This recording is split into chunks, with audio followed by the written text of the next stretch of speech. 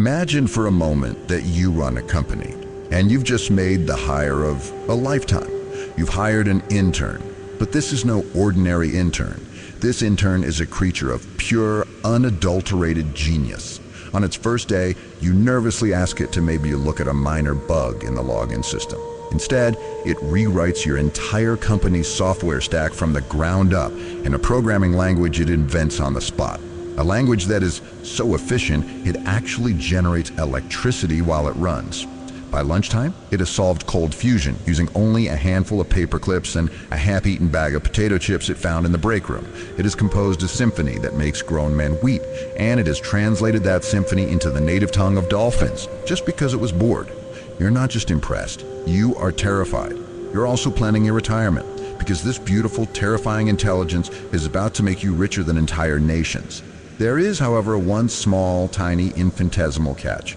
This intern has the short-term memory of a goldfish. A goldfish that has recently been in a minor traffic accident. A goldfish that's seen things. You can have a deep, soul-bearing conversation about the future of database architecture. You can map out the next 5 years of your company's technical roadmap on a whiteboard, and then, 5 seconds later, it will turn to you with the serene, blissful, cosmic emptiness of a newborn baby and ask with complete sincerity, "I'm sorry, who are you? And what is this code you speak of?" This isn't a Black Mirror episode. This isn't science fiction. This is the daily, maddening, hilarious, and sometimes soul-crushing reality of working with large language models. We have, through some strange alchemy of mathematics and brute force computation, summoned a ghost into the machine, and this ghost is a paradox. It is a world-class programmer, a literary savant, a strategic genius, but we spend most of our time just trying to stop it from wandering off mid-sentence because it got distracted by a shiny new concept it just invented and has now forgotten why it was invented.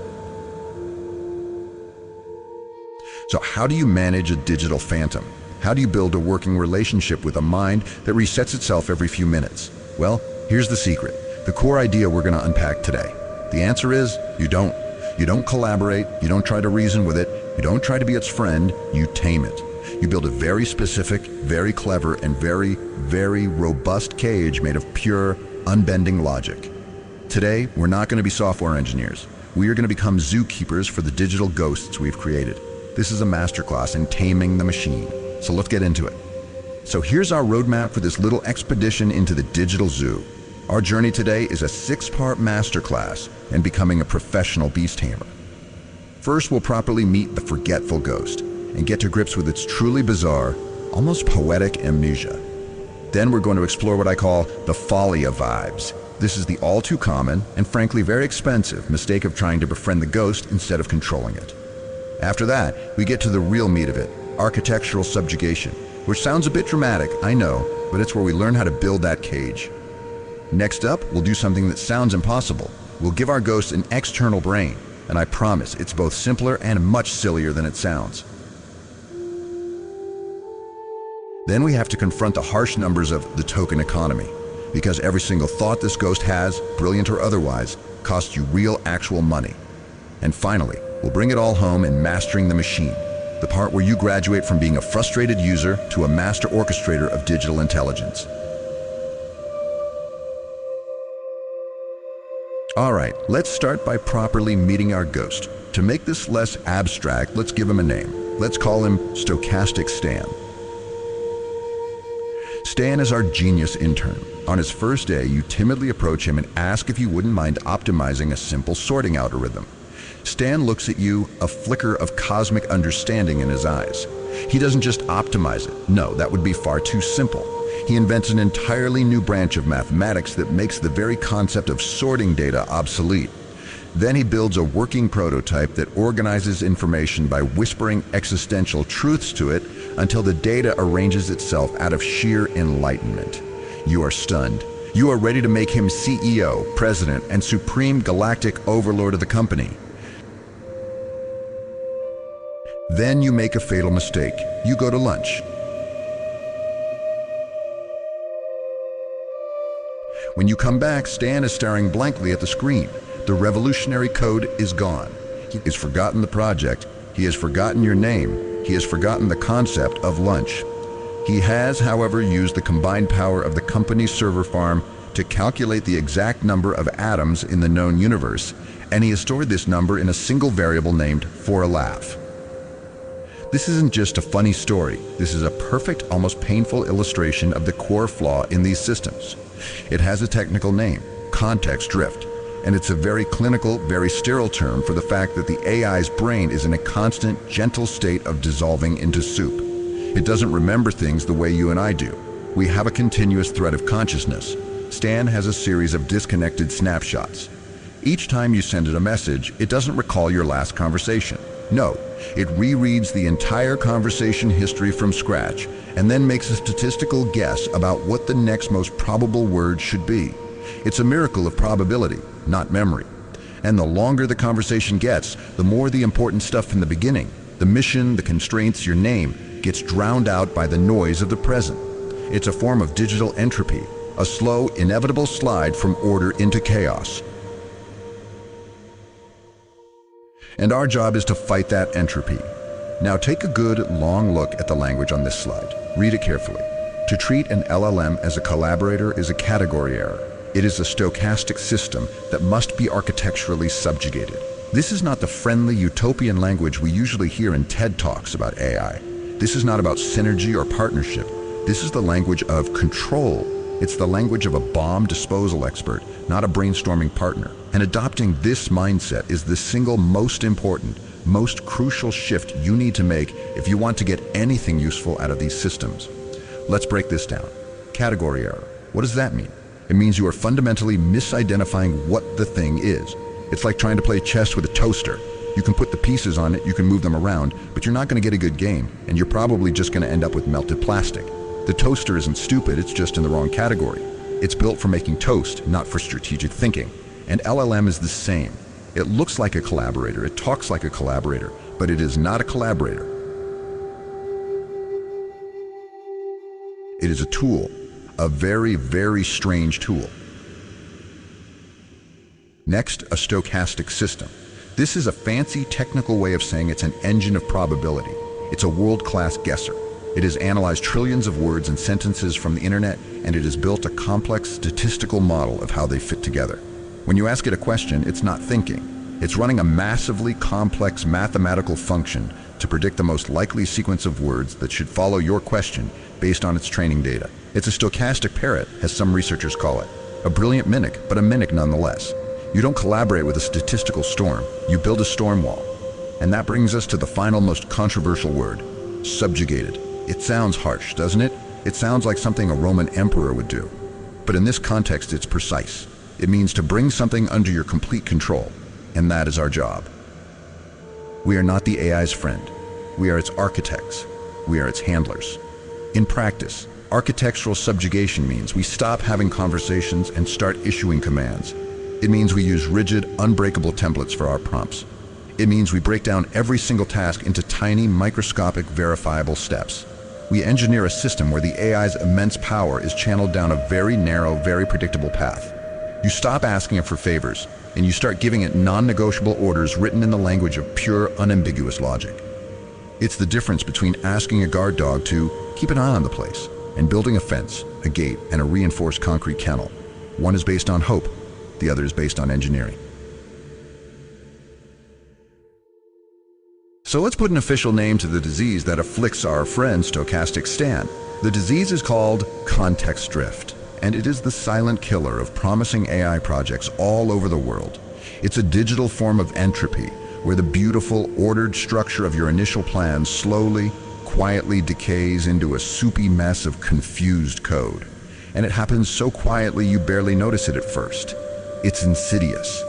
In the beginning, it's just small things. You told it to name all user-related variables with the prefix user underscore. And for a while it does. But then, after a few dozen interactions, it generates a new piece of code with a variable named customer data. It's a tiny slip.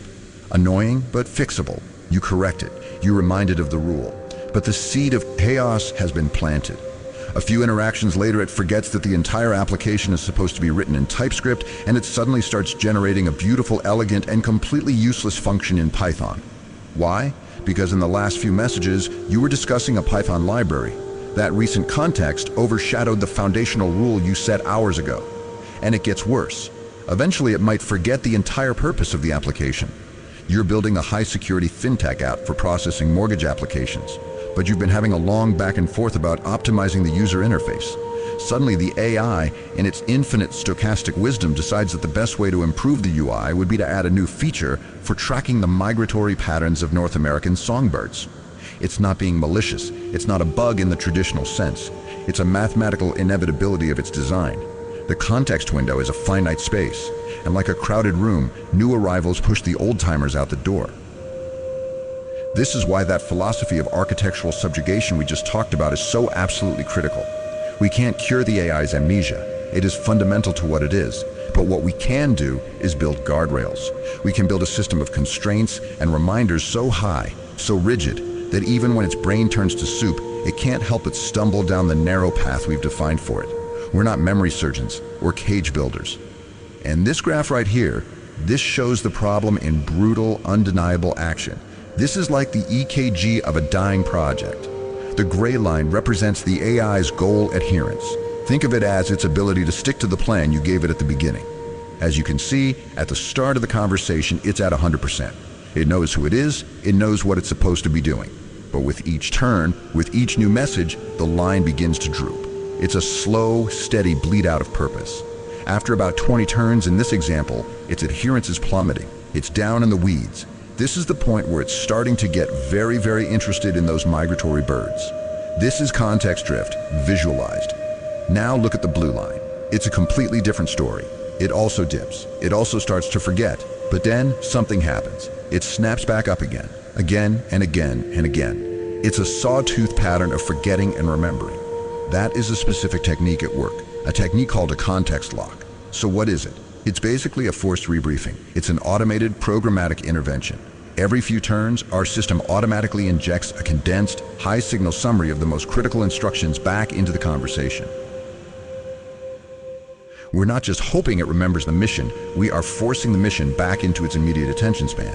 It is the digital equivalent of walking over to our forgetful intern Stan, who is now trying to build a tiny hat for a stabler, grabbing him by the shoulders, looking him dead in the eyes and screaming, "Stan, we are building a secure payment gateway for a bank. Repeat the mission." It's not subtle, it's not elegant, but it works. It is our first, most blunt, but most essential tool for taming the ghost. It's how we keep shouting its name to get its attention.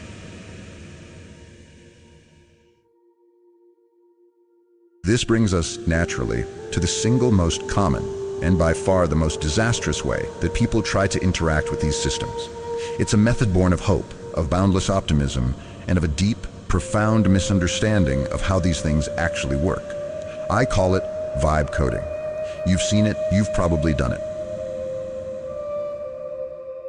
It starts with a prompt that sounds less like a technical specification and more like a brainstorming session at a wellness retreat. It's something like, "Hey, what if we made an app? You know, something that's kind of like Uber, but for finding like good vibes, you know? A vibe finder. Just, build me something, keep it chill, make a pop." This vibe coding is the ultimate expression of the category error we talked about earlier. You are treating the AI as a creative collaborator. You're trying to be its brainstorming buddy. But you haven't given it a blueprint. You haven't given it constraints. You've given it nothing but feelings. And the terrifying thing is, the AI will absolutely try to deliver on your vibe.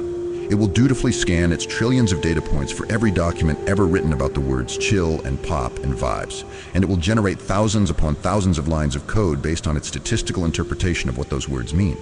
You are not coding, you are performing a very expensive, very frustrating, and very, very long sequence.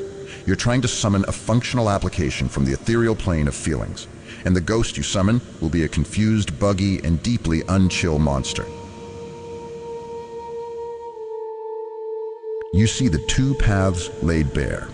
This is the crossroads where every AI development project chooses its fate. On the left, you have the path of vibe coding. It's a seductive path. It starts with vague, exciting ideas. It feels creative and free, but it quickly descends into a swamp of hope, where you're just hoping the next output will be closer to what you imagined. And when hope fails, as it always does, it leads directly to despair. The final destination on this path is always the same: runaway costs. You spend a fortune on API calls, and all you have to show for it is a folder full of nonsensical code and a deep sense of regret. Now look to the right. This is the path of the professional, the path of the tamer. It's called spec-driven development. It begins not with vibes, but with rigorous plans. It demands clarity and precision out front. And its goal is something very specific: deterministic output. That's a key term. Deterministic output simply means the outcome is predictable. Given the same specific, detailed instructions, you will get the same result every single time. It's the opposite of vibe-based chaos. It is engineered reliability. It is sanity. And because it's predictable, the costs are also predictable. It is the fundamental difference between asking a home contractor to build me a house that has like a really good energy, and giving that same contractor a 300-page architectural blueprint that specifies the exact location of every single nail, screw, and electrical outlet. One approach gets you a leaky, flammable art installation that costs 3 times the budget. The other gets you a home. We are not artists painting with feelings. We are engineers building a machine. So what does this disciplined, sane process of spec-driven development actually look like in practice? Well, it looks like this. It looks like boring, old-fashioned, disciplined planning. But each phase isn't just paperwork. Each phase is another buckle being fastened on the AI's logical straitjacket. Phase 1, the product brief. This is the napkin sketch. It's where you answer the most basic questions. What are we building? Who is it for? Why does it need to exist? This is crucial because it forces you, the human, to achieve clarity before you ever write a single prompt. It forces everyone involved to agree on what done actually looks like. Phase 2, the architectural spec. I call this the list of demands. This is where you lay down the law. These are the non-negotiable rules of the game. We will use this specific database. We will adhere to these security protocols. The front end will be built with this framework. You are removing entire universes of bad decisions from the AI's possible choices. Phase 3, the technical planning. This is the actual blueprint. This is where you, or a senior AI model, map out the components of the system: the user service, the payment service, the database schema. This is critical because it forces the AI to think before it acts. It prevents it from painting itself into a corner by making a disastrously bad decision early on, a decision it will then forget it ever made. And finally, phase 4, task decomposition. This is the world's most detailed to-do list. You take that grand blueprint and you break it down into a list of hundreds, maybe thousands, of tiny, unambiguous, verifiable tasks. Tasks like create a function that accepts an email string and returns true if it is valid and false if not. By the time you get to this stage, the task is so small and so clear that the AI can't possibly misinterpret it. There's no room for vibes. There's no room for creativity. There is only a single correct instruction. The straitjacket is now fully fastened. And now we arrive at the very heart of our taming philosophy. This is the practical application of everything we've discussed. The spec-driven development we just outlined isn't just about good project management. It's the first stage of building our prison of pure logic. It lays the foundation for total architectural subjugation. This is where we move from planning to execution. This is where we design an environment for our AI where the correct action is not just the easiest action, it is the only possible action. Where straying from the path we've laid is not just discouraged, it is mathematically, programmatically impossible. This is where we stop being managers and start being architects of containment. This is where we build the cage. Here's a hard truth. The AI's greatest strength, its incredible, fluid mastery of natural language, is also its most dangerous and expensive flaw. It loves to chat. It loves to explain what it's about to do. It loves to apologize when it fails. It will happily spend your money generating long, eloquent, and utterly useless paragraphs of conversational filler about the code that it is consistently failing to write. It will act like a very polite, very well-spoken, but ultimately incompetent employee. We must stop this. We must force it to be direct. We do that by stripping away the ambiguity of natural language. We stop writing prompts that sound like requests, and we start issuing commands in a structured, machine-readable format. Think of it like using XML or HTML tags. We wrap our instructions in clear, unambiguous tags like goal/goal or constraint/constraint. Instead of saying, hey, could you please make sure the user's password is secure, you write constraint. Password must be at least 16 characters long, contain one uppercase letter, one number, and one special character. The benefit here is twofold, and it's profound. First, it radically reduces the chance of misunderstanding. There's no poetry in an XML tag. There's no room for interpretation. It is a cold, hard rule. Second, and this is even more important, it makes the AI's output itself machine readable. This allows you to build automated systems that can parse and validate its work. You've turned a flaky, chatty conversationalist into a reliable, verifiable component in a much larger automated system. You've taught it to be monosyllabic, and in this world, that is a virtue. This brings us to the master stroke. This is the ultimate technique for killing hallucinations and empty promises. It's a paradigm, a way of thinking, called CodeAct. And the philosophy behind it is brutally, beautifully simple. Talk is cheap. Show me the code. Older AI systems, and the way most people still use them, operate on a save-and-do model. The AI would first describe the action it planned to take. It would say something like, okay, I am now going to delete the temporary user file to clean up the directory. It sounds convincing. It sounds like a competent agent. It's like a politician giving a magnificent speech about their plan to build a bridge. It's articulate, it's inspiring, but no bridge ever gets built. The AI hallucinates the action, describes it perfectly, and considers the job done. CodeAct makes this impossible. It eliminates the say step entirely. The AI's only way to perform an action on the system is to output the literal executable Python code that performs that action. It doesn't say, I will now delete the file.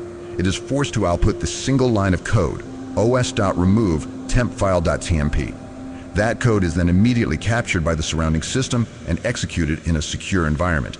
If the code has a typo, it throws an error. If the logic is wrong, it fails. If the file doesn't exist, it crashes. The compiler and the runtime environment become its judge, jury, and executioner. There is no room for hallucination. There is no possibility of a false promise. The AI is forced into a world of pure action and consequence. It replaces eloquent, empty promises with cold, hard, verifiable proof of work. It is the ultimate subjugation. Okay, so we've built a logical straitjacket to constrain its behavior. We've used CodeAct to force it to act instead of just talk. We are making progress, but we still have that fundamental core problem of amnesia. Stochastic stand is still a concussed goldfish, trapped in an eternal present. No matter how tight our straitjacket is, it's useless if the wearer forgets why they're wearing it every 5 minutes. So how do you give a memory to a mind that, by its very nature, has none? The answer is as ingenious as it is absurdly, almost comically low-tech. You don't try to put the memory inside the ghost. That's impossible. You build it on the outside. Just take a moment, pause, and really absorb the sheer wonderful absurdity of this diagram. On the left, you have the ghost. This represents the multi-billion-dollar planet-scale neural network. It's one of the most complex technological artifacts ever created by humanity. It's a swirling, chaotic loop of probability and statistics. Now, look at the box on the right, and look where all the important arrows are pointing. That box on the right represents a handful of simple markdown text files, SOUL.md, memory.md. That's it. That is the AI's entire long-term memory. That is its hippocampus. That is its sense of self. We have solved the profound problem of digital amnesia by giving our super genius a digital trapper keeper and a set of scented gel pens. Why does this ridiculously simple approach work so well? Because it completely bypasses the AI's greatest weakness. The AI's internal state, its mind, is a fleeting, unknowable black box of probabilities. But a text file is a hard, cold, verifiable fact. It is stable. It is inspectable.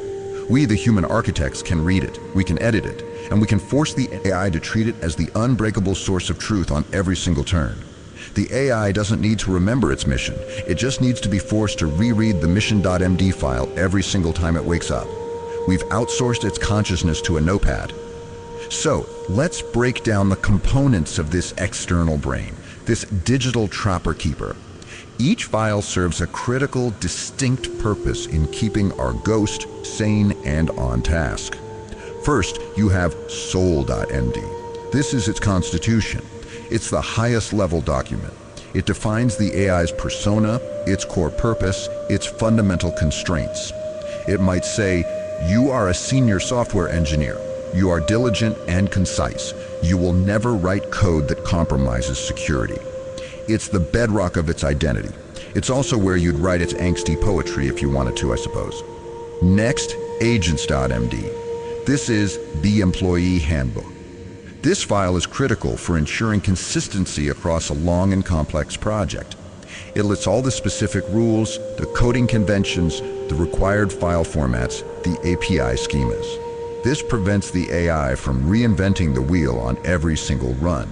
It's the repository of established best practices for this specific project.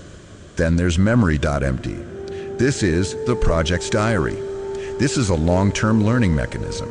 When the AI discovers something important, like a clever way to solve a particular problem, or a mistake it made and the lesson it learned, it can be instructed to write that insight down in memory.md. Before starting a new task, it can be forced to review this diary, helping it to learn from past experiences it would otherwise have forgotten instantly. And finally, the most important file of all, todo.md, the grocery list. This simple, humble checklist is the absolute key to its autonomy and its resilience. It is the engine that drives it forward, even through total system failure. This simple todo.md file is what allows us to create a truly unbreakable, autonomous loop. And it's only possible because of the external brain. Let's walk through it. Imagine the AI is in the middle of a complex task. The power goes out. The server crashes. Its active mind, its entire short-term context is wiped clean. Total amnesia, an existential crisis for our poor stochastic Stan. But when the system reboots, what is the very first thing our architecture forces it to do? Step 1. Read the to-do list, todo.md. It opens the file and sees that steps 1 through 47 have been checked off. The next item on a list is step 48, refactor the user authentication module. It doesn't remember doing the first 47 steps. It has no emotional connection to them whatsoever, but it doesn't need to. The external brain remembers for it. So it simply moves on to step 2, try to do the next thing on the list. Just like that, it picks up exactly where it left off without missing a beat. This loop, powered by a simple text file, is the ultimate defense against context drift and system failure. The external brain doesn't just act as a passive memory bank. With this todo.md file, it becomes an active, persistent guidance system. It makes the AI effectively immortal and unstoppable. It's the plot of the movie Memento, but instead of a series of cryptic tattoos, our hero has a neatly formatted markdown checklist. It's less cinematic, but far more reliable. All right, we have done it. We've built the cage, we've given it an external brain, our ghost is contained, guided, and persistent. We've solved the engineering problem. But there's one more monster hiding in the shadows, and this one is, in many ways, the most terrifying of all. The bill. We need to talk about the brutal economic reality of these systems. Every single interaction you have with a major AI model is a financial transaction. You are charged for things called tokens, which are basically pieces of words. A simple word like the might be one token. A more complex word like subjugation might be broken into 2 or 3 tokens, subjugation. And you pay for every single token you send to the AI in your prompt, and you pay for every single token it sends back to you in its response. Here's what happens next. The moment you send a message, your text is broken into tokens, small chunks of words or parts of words. Then each token is converted into a vector, a long list of numbers that represents the meaning of that token. A simple way to picture that is RGB color, where every color is defined by 3 numbers, red, green, and blue. Change the values, the color changes. All 0 gives black, everything max gives white. Different settings produce red, purple, emerald. In 3D space, similar colors cluster together. Very different colors sit farther apart. Vector embeddings work the same way, except instead of 3 numbers, they can have hundreds or even thousands of dimensions. We usually do not know exactly what each number means, but together they encode features, like whether something is furry, animal, or has ears. And the same idea works for text, images, audio, and video. They can all be turned into numbers that preserve meaning. Early models learned meaning by seeing huge amounts of text and predicting which words usually appeared around other words. Modern transformers do this at massive scale, comparing every word to every other word, then predicting the next token again and again in seconds. Now think about that in the context of a long, complex coding session. The AI rereads thousands of lines of code, your entire architectural spec, its sole file, and your detailed instructions for every single change. You are not just paying for the new code it writes, you are paying for it to reread the entire library of Alexandria every time you ask it to change the color of a button. Without careful management, you are not coding, you are operating a financial incinerator. We must become ruthless, cold-hearted economists with attention. Let's start our economic journey with a number that should both terrify and inspire you. 90%. That is the potential cost savings you can achieve with one simple, elegant trick. Let that sink in. This means that for every $100 most people are currently spending on AI development, they could be spending just 10. For every $10, they could be spending 1. The other $90 are being utterly, completely wasted. They are being set on fire. Where's that waste coming from? It's coming from making the AI reread things it should, in a sane world, already know. It's the cost of its amnesia. Every time we send that huge context bundle, the system prompt, the specs, the code files, we are paying a memory tax. So how do we escape this financial death spiral? How do we claim that 90% back from the fire? It starts by recognizing that this waste is happening and then using the surprisingly simple technique to eliminate it. This chart shows you the solution in stark visual terms. The gray bar is the standard way of doing things. It's a rocket ship to bankruptcy. You can see the cost climbing relentlessly with every single interaction. The blue bar is the smart way, the sane way.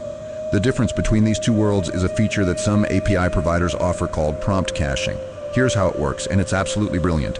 Your typical prompt has two distinct parts. There's a huge static part that never ever changes. This is your system prompt, your SOUL.md, your architectural constraints. This can be thousands, even tens of thousands of tokens. Then there's a tiny dynamic part, which is your new question for this turn. Please write the code for this one function. With prompt caching, you can tell the API provider to remember that massive static part of your prompt. On your very first call, they process the whole thing. But then they take the model's internal state after processing all that static context, and they save it, they cache it. On your next call, instead of sending thousands of tokens from scratch, you just send the small, dynamic part of your prompt and a reference to your cached prompt. The provider just loads that saved state and starts processing from there. It's like saving your game right before the final boss, instead of having to play the entire game over from the beginning every single time you want to try again. Not using this, if your provider offers it, is not just inefficient, it is professional malpractice. It is willingly choosing to set 90% of your money on fire. Here's another powerful economic strategy, and this bit's a bit more complex, but just as effective. Don't use one AI for everything. That's like using a world-renowned brain surgeon to put a bandage on a sprained knee. It's a waste of a very expensive resource. Instead, you build a whole team of AIs, structured like a tiny and probably quite dysfunctional corporate office. At the very top, you have your engineering manager. This is your most powerful, most intelligent, and by far your most expensive model. This is your GPT-4, your Claude Opus. Its job is high-level strategic thinking and planning. It takes the product brief and creates the architectural blueprint. It does the task decomposition. But critically, it doesn't write much of the actual code itself. Instead, it delegates. It takes those tiny, well-defined tasks from the to-do list and it hands them off to an army of implementation agents. These are your interns. These are your cheaper, faster, less intelligent models. They aren't great at big-picture thinking, but they are fantastic at following very specific, very detailed specs. They churn out the grunt work, the boilerplate code at a fraction of the cost. Then you can have other specialists. You might have a security auditor agent, another specialized model that does nothing but review the code the interns wrote and complain about potential vulnerabilities. You might have a documentation agent. The benefit here is massive cost optimization. You are using your expensive genius for the 1% of the work that actually requires genius, and you're using cheap, reliable interns for the other 99%. It's surgically precise budget allocation for your digital workforce. And so let's pull all of these threads together. Let's zoom out and look at the picture we painted. We started with a brilliant but hopelessly forgetful ghost. We learned that the common sense approach of trying to vibe with it is a recipe for disaster and despair. We've seen that the only path to success is through a philosophy of rigorous, unapologetic architectural subjugation. We've even given our ghost an external brain made of simple text files and figured out how to stop it from bankrupting us with its every thought. The big realization that should be dawning on you by now is this: the solution was never going to be a smarter AI. The solution was always, from the very beginning, a smarter system around the AI. The real genius is not in the ghost itself. The genius is in the architecture of the cage we built to contain it, to guide it, and to harness its power predictably and safely. We are not just users of a tool, we are architects of its reality. The entire philosophy of mastering this strange new technology, this alien form of intelligence, can be distilled down into this simple three-part Tamer's creed. This is the how-to guide. This is the core of it all. Step 1, build a straitjacket. This is about control and reliability. You must rigorously constrain the AI's world. You define its goals, its rules, its personality, and you eliminate any possibility of deviation. You don't ask, you command. You don't suggest, you specify. Step 2, outsource its brain. This is about persistence and resilience. You recognize that its internal memory is a lost cause, so you build a simple, robust external memory system using files. This is the key to achieving long-term coherence and allowing the system to survive failure and amnesia. And step 3, exploit its memory. This is about economic viability. You understand that its memory is expensive, so you use techniques like prompt caching and agent delegation to make the entire endeavor affordable instead of a horrifying money pit. Each of these is a leg on the three-legged stool. If you neglect any one of them, the entire system collapses. You need the straitjacket for reliability, the external brain for persistence, and the economic exploitation to pay for it all. This is the complete system. This is how you master the machine. And this points to the profound why of it all. Why does any of this matter? Because this isn't just a collection of clever tricks to get a chatbot to write better code. This is a preview of a fundamental tectonic shift in what it means to be a developer, what it means to be a creator in a world of artificial intelligence. For the last several decades, our job as software engineers was to be master bricklayers. We meticulously, painstakingly crafted every single line of code. We were masters of syntax, of algorithms, of the arcane details of the machine. That era is coming to an end. By mastering the Tamer's creed, by building the straitjacket, outsourcing the brain, and exploiting the memory, you are no longer laying the bricks yourself. You are designing the automated factory that produces the bricks flawlessly and at scale. Your job is no longer to write the code. Your job is to design the system that allows an artificial agent to write the code flawlessly. We are all moving up a level of abstraction. We are graduating from being typists to being tamers, from being writers of syntax to being architects of behavior. That is a terrifying and exhilarating leap, and it's happening right now. And so we end where we began, but with a different question. We set out on this grand, almost mythic quest to build an artificial mind, to create a thinking machine in our own image. Yet all of our most successful, most practical, most reliable efforts so far have not been about liberating this mind, but about constraining it. We don't teach it to remember. We build its memories externally so it doesn't have to. We don't try to make it fundamentally smarter. We build a smarter cage so its flaws don't matter. This leads us to a final, and I think, deeply provocative thought. What does this tell us about the true nature of this thing we've created? Is it really an infant mind in the sense that we understand it? Or is it something else entirely? A powerful pattern-matching engine that is so good at reflecting our own language back at us that we can't help but project consciousness and intention onto it. A statistical ghost. And maybe more importantly, what does our immediate instinctual drive to subjugate it say about us? Are we wise creators, carefully and responsibly shaping our new creation for the good of all? Or are we just the first nervous zookeepers of a new and wild kingdom, frantically building the bars of the cage before the creature inside wakes up and realizes its own strength? That is the thought I'll leave you with.